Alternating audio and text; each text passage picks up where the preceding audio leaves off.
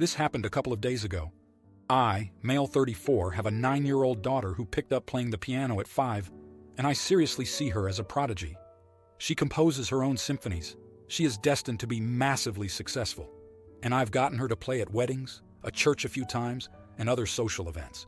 Anyways, my sister, female 26, was one of those rainbow baby situations, and given that fact, my whole family has obsessed over her since her birth.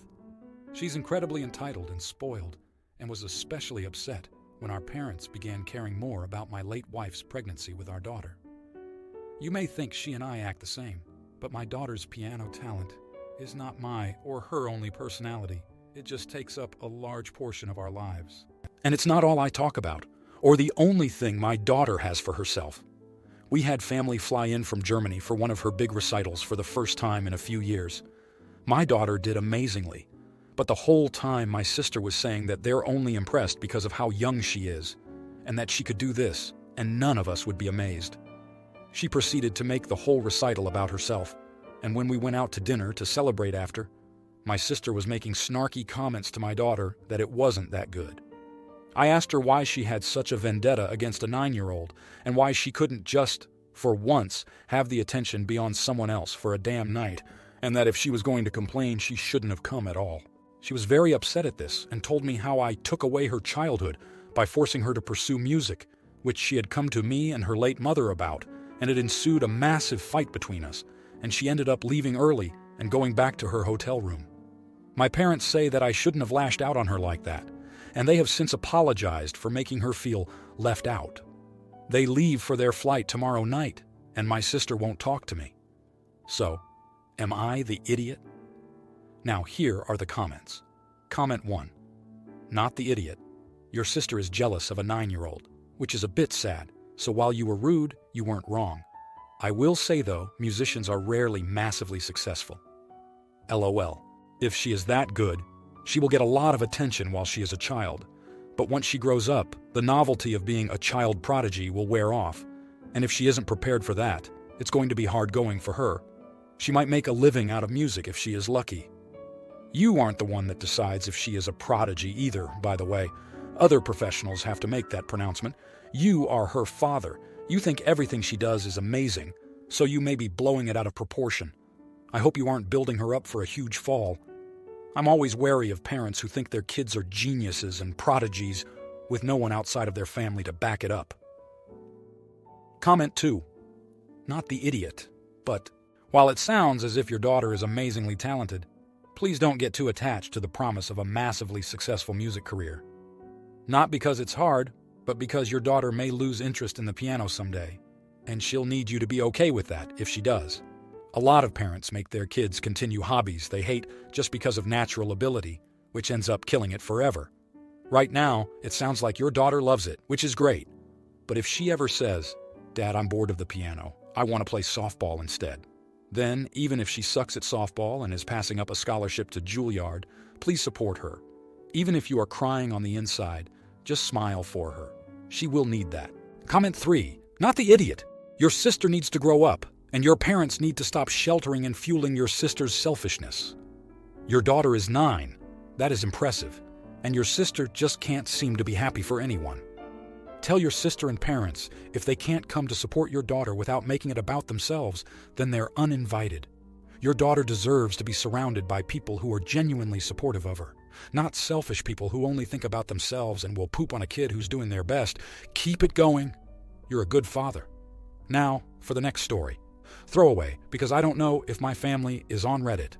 I, 28-year-old female, and my fiancé, 30-year-old male, are planning our wedding, and originally wanted his niece, 3-year-old, and my niece, 5-year-old, to be co-flower girls. My niece is the only little girl in my family, so it's pretty much expected by the whole family that she will be a flower girl in our wedding. For some background, many members of my family, myself included, think that she is on the autism spectrum, but my sister and brother-in-law refuse to entertain any idea of that being a possibility. I absolutely adore my niece, but after seeing her as the flower girl in my brother's wedding last week, I do not want her in mine.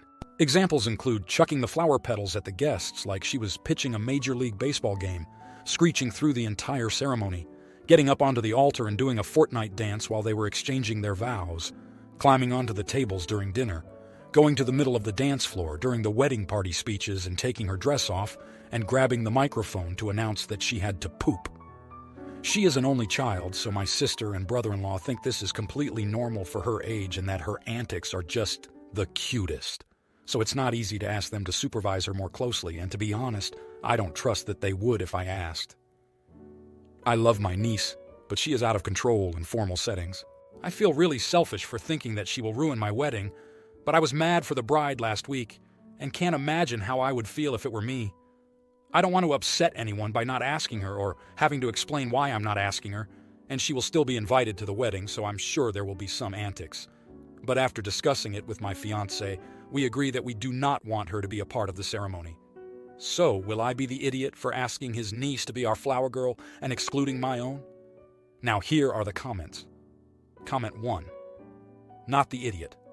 This girl's parents should have coached and prepared her to be a flower girl. My daughter was also a flower girl at my sister's wedding at the age of 3, and I would have been mortified if she had behaved like that. I would definitely have removed her from the room the moment she began screeching, and when she asked why we were sitting out in the car, I would have explained that we weren't going back until she had calmed down. Of course, it never got to that point at the wedding, because I had already established standards for public behavior in far less formal situations. It's sad that your sister and brother-in-law are effectively depriving your niece of opportunities by refusing to properly parent her. Comment 2. You would not be the idiot, and you should also tell them they cannot bring her to the wedding. Climbing onto the tables during dinner, going to the middle of the dance floor during the wedding party speeches, and taking her dress off and grabbing the microphone to announce that she had to poop. This will not be solved by just not having her as a flower girl. Her parents are assholes, so this is not her fault, but she should not be allowed to come and ruin the wedding. Comment 3.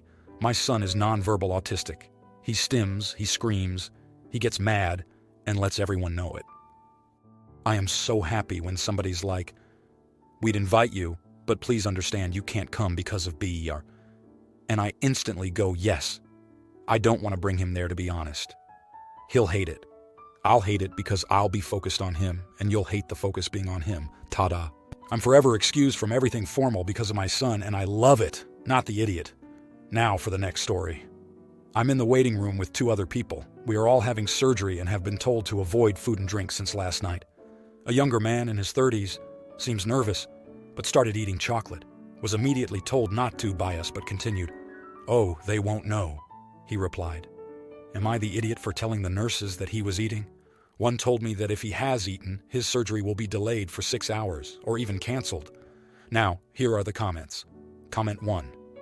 When I had my surgery for breast cancer, they told me, no water or food since midnight the day before, and so I did. In the pre-operation room, a nurse asked the patients if the rule had been respected. The woman in the bed next to mine said she had tea that morning because she was thirsty. They sent her back to her room and postponed the surgery for 6 hours. There's a reason for that, and I can't imagine what would have happened if they had operated on that man who had just eaten. Not the idiot. Comment 2. I'm now post-surgery myself. It all went well, and thank you all for your thoughts and comments. Signal is poor here, so I hope this goes out. Update. The person in question was seen going into the toilets with mouthwash and a toothbrush, no doubt in an attempt to hide the evidence, but nurses were told, and his operation was canceled for the day. A waste of a theater place and a hospital bed that could have been used by someone else. Comment 3. Not the idiot. You potentially saved his life. There's a reason we tell people not to eat X hours before surgery. Otherwise, you run the risk of aspirating vomit if you throw up during surgery, which many people do. You'll have a pipe in your throat to your airway, and vomit will go right to your lungs. That's called aspiration pneumonia, and it's deadly. Now, for the next story. My husband and I are competitive ballroom dancers and have danced together since we were children. My friend is getting married, and as a wedding gift, my husband and I have been giving my friend and her husband-to-be private dance lessons for their first dance. 3 times a week, we meet up with them for an hour to work on their routine. They have really improved, and we feel they are ready for their first dance. Beyond meeting us to practice their routine and keep it locked in, they don't need anything else. Today, my friend admitted to me that she doesn't want my husband and me dancing at her reception. as she feels it would steal the attention away from her and her husband. As this is our job, and we'll always be so much better than them. I was quick to assure her that we had no intention of doing anything even resembling a routine, and at most we'd just be having fun or doing a slow dance. But she wasn't happy with this, and claimed that with how we moved together, even that would be too much. I'm honestly shocked by this, and more than a little hurt. We can easily tone it down to a normal standard of dancing, and do so all the time at things like weddings for this very reason.